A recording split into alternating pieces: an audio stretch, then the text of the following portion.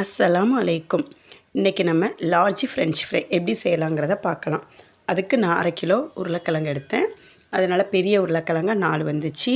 அதனால் தோலை நீக்கிட்டு நல்லா மசிகிற அளவுக்கு வேக போட்டுறணும். இந்த மாதிரி ஸ்மேஷரை வச்சு நல்லா ஸ்மாஷ் பண்ணிவிட்டு சில்லி ஃப்ளேக்ஸ் 2 ஸ்பூன், காரத்துக்கு நம்மளுக்கு என்ன மசாலா தேவையோ அதை நம்ம சேர்த்துக்கிறலாம். நான் சிக்கன் மசாலா கொஞ்சம் 1 ஸ்பூன் போட்டேன். கார்ன்ஃப்ளவர் மாவு ஒரு 50 கிராம் நம்ம சேர்த்துக்கிட்டால் போதும். உருளைக்கிழங்க நான் வேக போடும்போதே நான் அதில் உப்பு சேர்த்து தான் வேக போட்டேன். அதனால் நான் உப்பு போடலை. இதுக்கு நீங்களும் அதே மாதிரி உருளைக்கிழங்கு வேக போடும்போதே நம்ம உப்பு சேர்த்துக்கிறலாம். இதே போல் நல்லா பிசைஞ்சு எடுத்து வச்சுக்கிறணும். ஒரு பாலித்தீன் கவரில் இந்த பிசைஞ்ச உருளைக்கிழங்க நம்ம வச்சு ஒரே அளவில் ஸ்ப்ரெட் பண்ணால் போதும். அதுக்கப்புறம் ஒரு கத்தி எடுத்து நீல வாக்கில் வெட்டணும். அப்படியே கீறி எடுத்தாலே அது தனியாக வந்துடும். இதே மாதிரி கீறி வச்சுக்கிடுவோம்.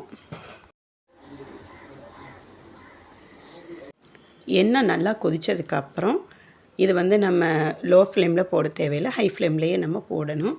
ஆனால் போடும்போதே எல்லாம் எனக்கு ஒன்றோட ஒன்று ஒட்ட ஆரம்பிச்சிருச்சு. இந்த மாதிரி நான் டக்குன்னு போடும்போது அதனால் ஒன்று லைட்டாக பொரிய விட்டு நம்ம போட்டாலே இந்த மாதிரி நம்ம தனித்தனியாக எடுத்துடலாம். எப்போவும் ஒரே மாதிரி செய்கிறதுக்கு இந்த மாதிரி வித்தியாசமாக செஞ்சு கொடுத்தாலே நம்ம பசங்களுக்கு ஒரே சந்தோஷம்தான். நீங்களும் ட்ரை பண்ணி பாருங்கள்.